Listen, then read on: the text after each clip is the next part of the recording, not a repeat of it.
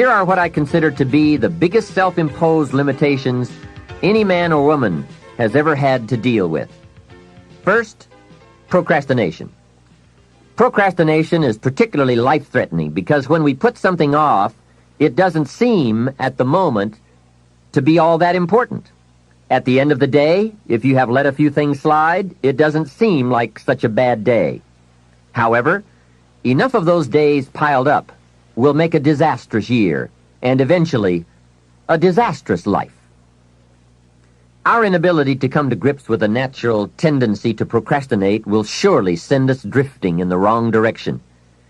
Before you reach the final session of this program, you'll have left procrastination behind, if you're still troubled by it. You'll have discovered that it's simply too costly to put up with any longer.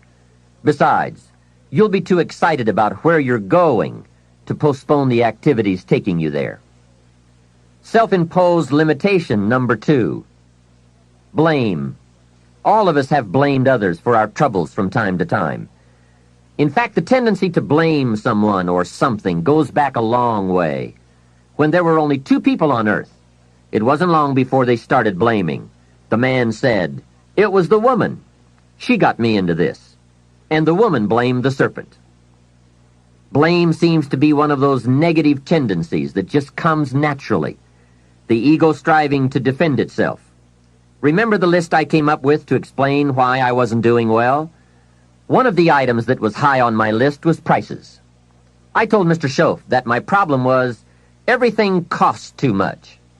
However, he soon set me straight on that by saying, "Mr. Rohn, that is not the problem. Let me tell you the real problem. You can't afford it." It's not it. If you keep dealing in its, you will always be broke, unhappy, and disillusioned because you will never have enough. Don't deal in its. Deal in you.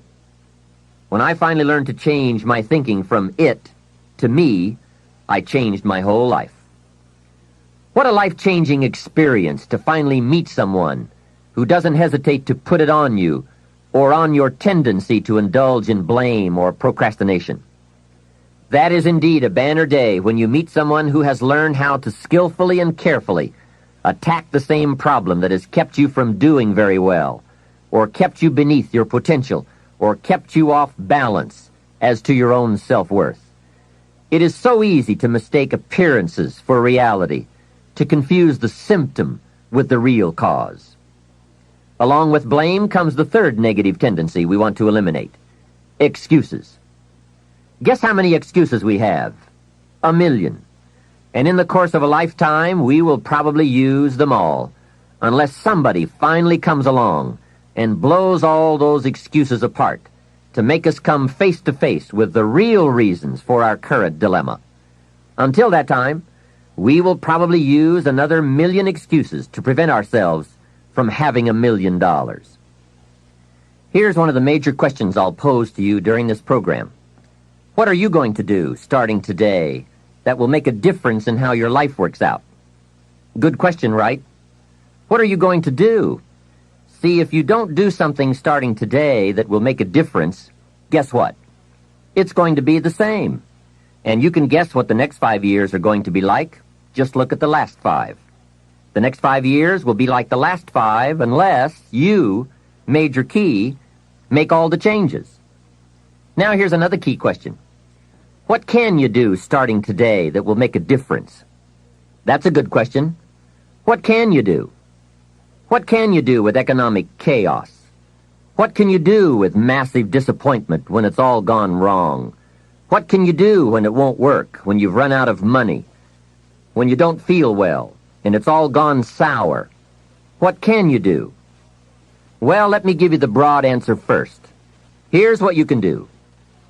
You can do the most remarkable things, no matter what happens. Hey, people can do incredible things, unbelievable things. A man can do the most amazing things with the most impossible circumstances. A woman can do the most remarkable things with the most disastrous circumstances. Hey, I found out kids can do remarkable things. That is, if they have remarkable things to do. I also found out if they don't have remarkable things to do, There's no telling what they'll do. Now, here's why humans can do remarkable things. It's because they are remarkable. They are not dogs, animals, fish, birds, amoebas. Humans are different than any other creation. When a dog starts with weeds, he winds up with weeds, and the reason is because he's a dog. But that's not true with human beings. Human beings can turn weeds into gardens. That's one of the major differences, being a human versus being a dog. Humans can turn nothing into something, pennies into fortune, disaster into success. And the reason they can do such remarkable things is because they are remarkable. So why not reach down inside of you and come up with some more of those remarkable human gifts?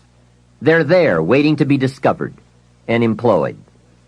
And with those gifts, change anything for you that you wish to change. And I challenge you to do that because you can change. If you don't like how it is for you, change it. If it isn't enough, change it. If it doesn't suit you, change it. If it doesn't please you, change it. And I challenge you to do all that because you can change. See, you don't ever have to be the same after today, only by choice. If you don't like your present address, change it. You're not a tree. Now for the process of change, just a philosophical pronouncement won't do. It takes more than that. And it takes more than enthusiasm. I know we are hearing a lot about enthusiasm these days. We're still hearing the old cliche of the 30s, to be enthusiastic, you must act enthusiastic. But see, that won't help. I'm sorry. Hey, after you have leaped about, there are some things you've got to do, or it isn't going to change for you. You can get all excited about lifting 200 pounds until you get to the gym. Then you need a new excitement. And the new excitement is discipline. Discipline, the major step to human progress. If there is one thing to get excited about, this is it. Get excited about your ability to make yourself do the necessary things to get a desired result. That's true excitement, not just optimistic panic. True excitement. Hey, what could you do starting today that would make a big difference in your life? Answer, no telling. What will some people do starting today? That's what's disappointing. It's not what we can do that's in question. What we can do is fantastic. What we can do is unbelievable. What we can do, it's what we settle for that's disappointing. Remember, the major question to ask on the job is not, what are you getting? The major question to ask is, what are you becoming? What we become is what leads to all the good things. And the habits we form, habits of mind, attitude, and behavior, are a dominant part of what we are becoming. Now, I understand as well as anyone that forming new habits doesn't come easy. But new habits will come when we change. It is usually not in one cataclysmic explosion, but rather by changing small pieces and parts at a time. I think that's how most of us change. We just keep nudging ourselves in the right direction, forming one or two new habits at a time, little by little, until finally we've made the turn. And this is where the good life comes from, those personal changes. There's nothing you can do with the seasons, but there's everything you can do with yourself. Don't wish for the winters to change. Wish for your own attitudes, strength, and capabilities to change in order to handle the winters. Really making personal changes calls for 10% inspiration and 90% perspiration. Wishing we could change is a beginning, but now wish must be translated into activity, and inspiration and affirmation must lead to discipline. We can affirm that we are going to change, but we must now form new habits and develop new disciplines for the affirmation to come true. Make sure your activities are not going in the opposite direction of your affirmation. Make sure your daily thoughts and activities take you in the direction of your affirmation.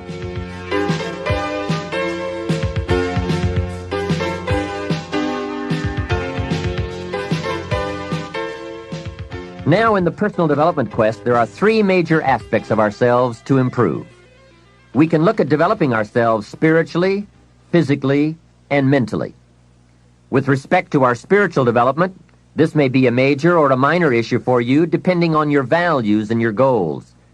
I confess to being an amateur in this field, but I think it's very wise for you and me to look at the spiritual side of our lives and decide what growth we want to experience here.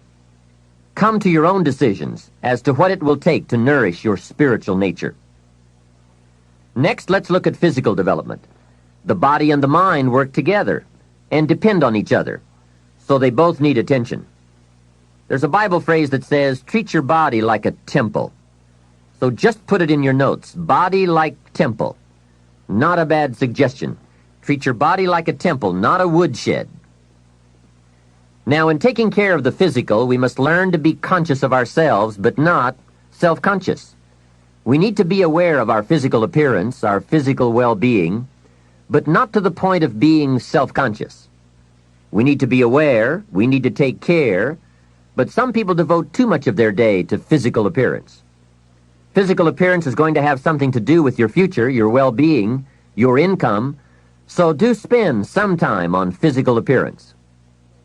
How we appear to other people does make a difference in terms of our acceptance and our ability to function and do well in the marketplace.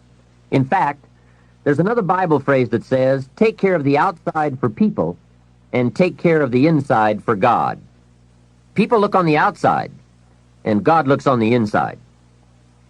Now, you might believe that people shouldn't judge you by physical appearance. Well, let me give you a clue. They do. Make sure you don't order your life based on shoulds and shouldn'ts.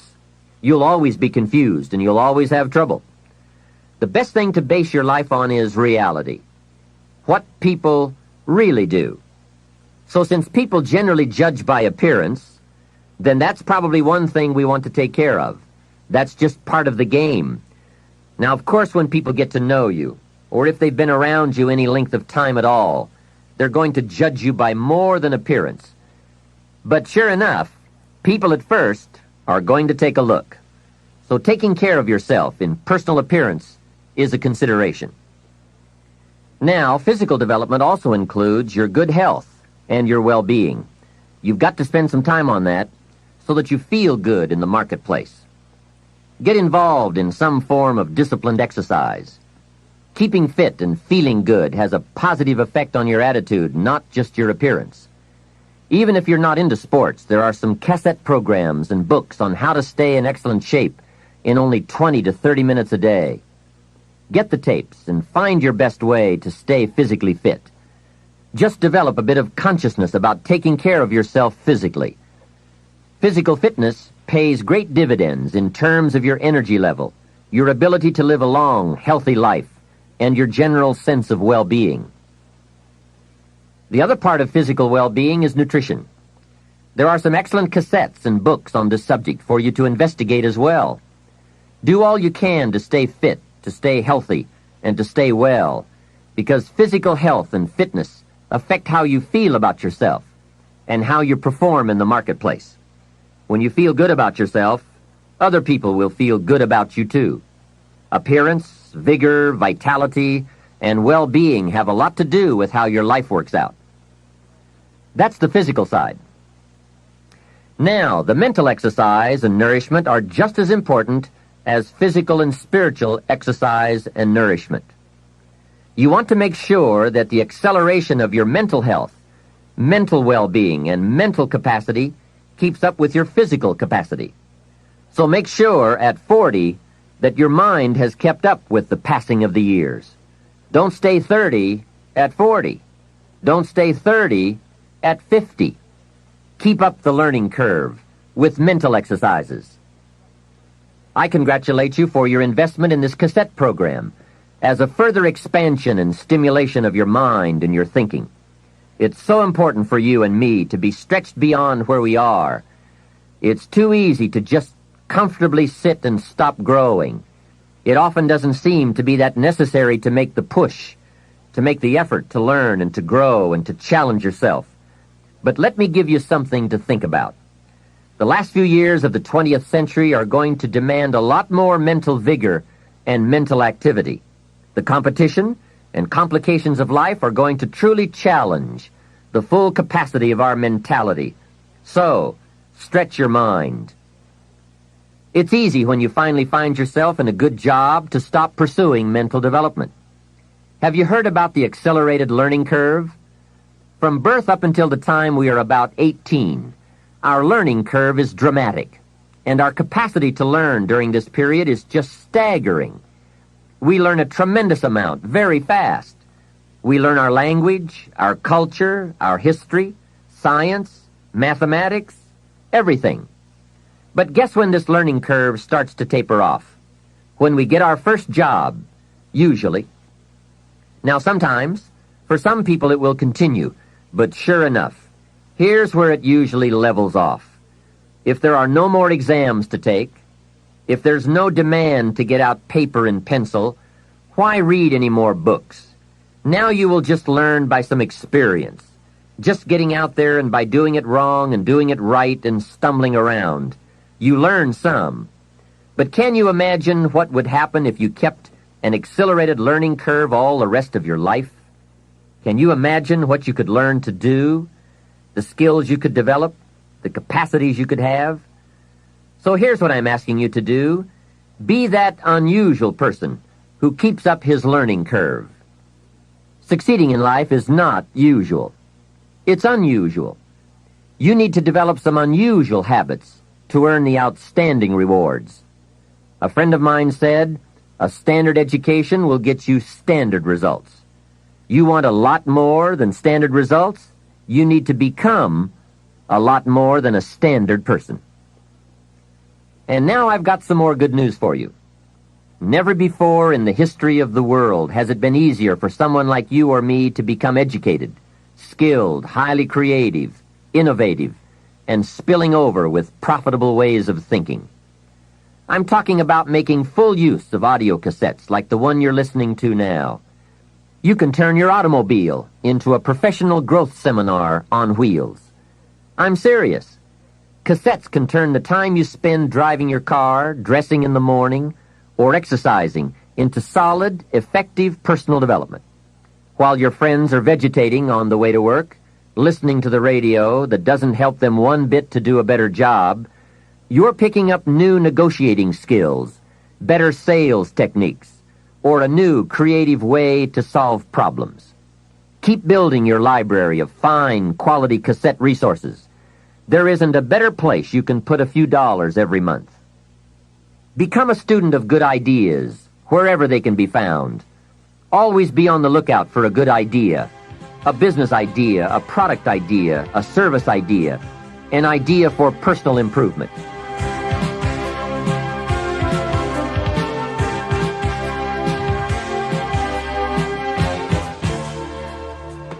Now, since forming these new habits of personal growth will require some discipline in the beginning, let me give you a key to discipline. Discipline starts with the little ones and works up to the big ones. Start with all the things you can do to make your life better and make you feel better about yourself. Make a list. Life will give you some pretty big challenges if you can handle the small ones. But unless you practice on the small ones and master those, you don't have a chance for the major ones. A man strides out of his house to go straighten out the corporation, and he has not yet straightened out his garage. Who's kidding who? So work on all the disciplines that will improve the quality of your life. And here's an important thought. Everything affects everything else. Every lack of discipline affects every other discipline. Mistakenly, the man says, "This is the only place I let down." See, that's not true. Every letdown affects the rest of your performance. Now here's the positive side. Every new discipline affects every other discipline. Every new thing you try affects the rest of your performance. Isn't that exciting? So get started on every small discipline you can think of. You can't believe what it will do for your self-confidence. And remember, the greatest deterrent to success is lack of self-confidence. And lack of self-confidence comes from not doing what you could do. Next comes self-motivation. And really, It's the only kind of motivation there is. Self-motivation. I was on a lecture tour in Australia not long ago, and the press interviewed me. And they asked me, "Mr. Rohn, are you one of those American motivators?" I said, "No, I'm a businessman. I can share my ideas and my experiences, but people have to motivate themselves." Hey, I found out you can't change people. They can change themselves, but you can't change them. Lord knows, I've tried. I had a super group of salespeople back in those early days, and I said, "I'm going to make them successful if it kills me." Guess what? I almost died. You can't do that. In management, we learn good people are found, not changed. If you want good people, you have to find them. That's the best answer I can give you. If you want motivated people, you have to find them, not motivate them. The first rule of management is don't send your ducks to Eagle School. Why? Because it won't work. I've tried it all. I picked up a magazine not long ago in New York, which had a full-page ad in it for a hotel chain. The first line of the ad read, "We do not teach our people to be nice." Now that got my attention. And the second line said, "We simply hire nice people." I thought, what a clever shortcut. Motivation is a mystery. Why some people are and some are not. Why does one person in sales see his first prospect at 7 in the morning, and the other salesperson sees his first prospect at 11 in the morning?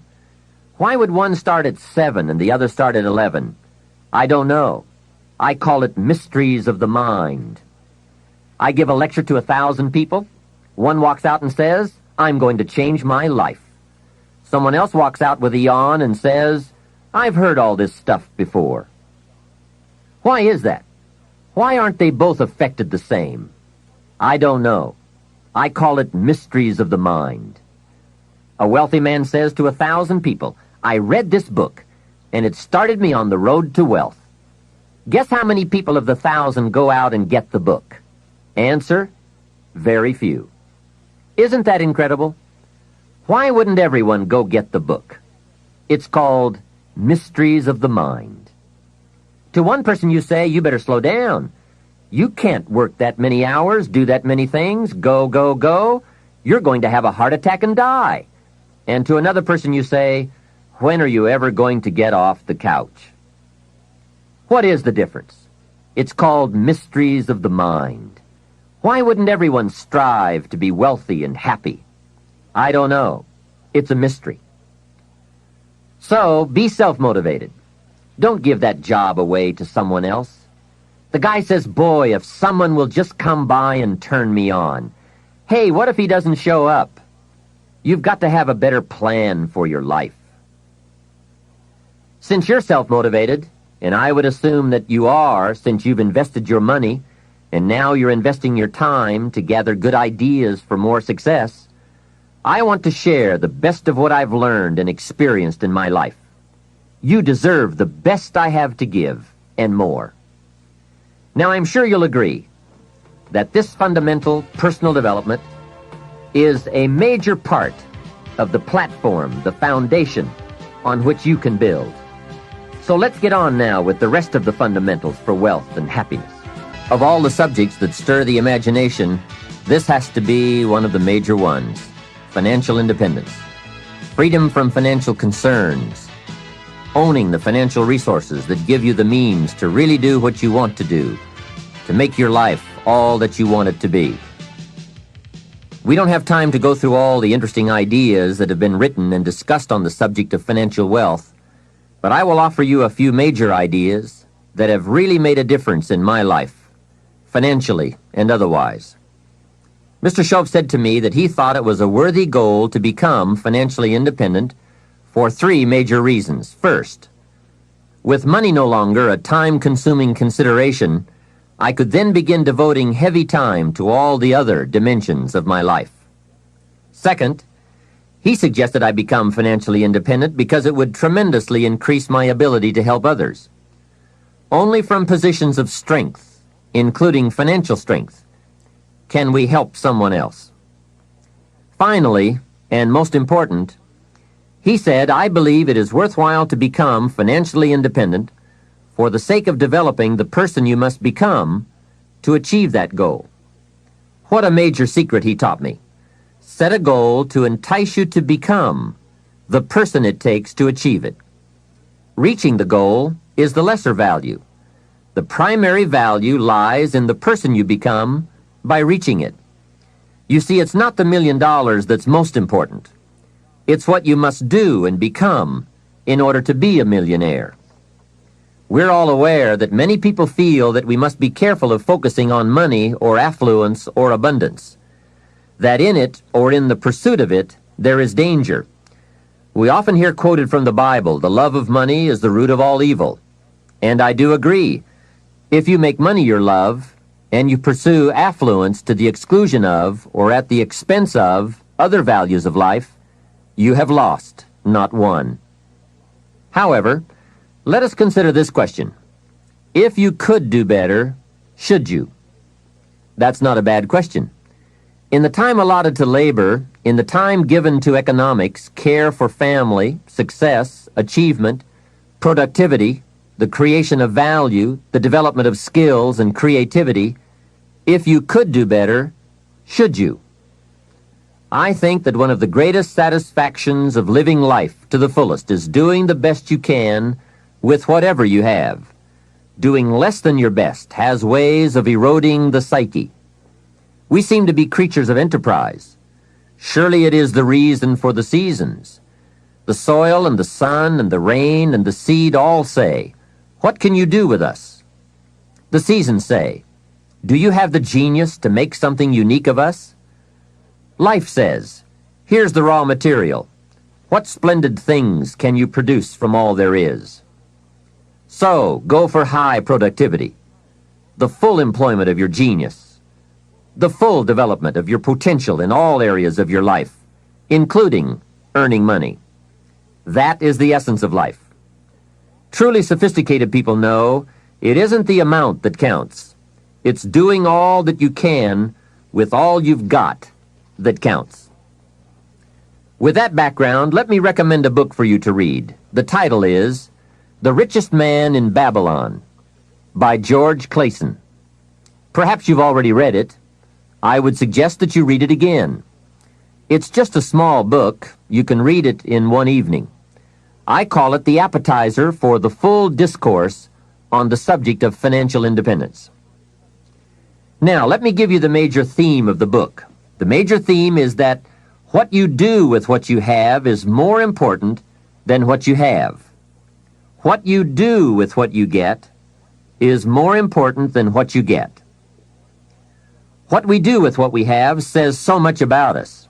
It reveals our philosophy of life, our attitude, what we know, and what we think, and the makeup of our character.